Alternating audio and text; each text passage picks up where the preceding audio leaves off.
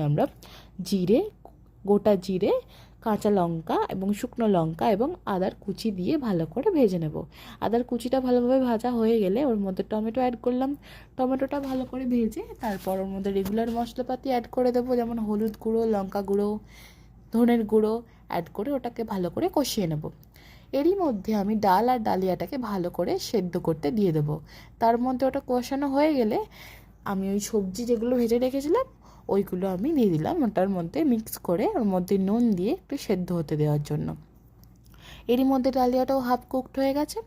তারপর আমি ওই দুটোকে মিক্স করে দিলাম জল দিয়ে, নুন দিয়ে ভালো করে ফুটতে দেবো যতক্ষণ না সেদ্ধ হয়ে যায়। সেদ্ধ হয়ে গেলে ঘি দিয়ে আমি নামিয়ে দেবো। রেডি হয়ে গেল আমাদের ডালিয়া।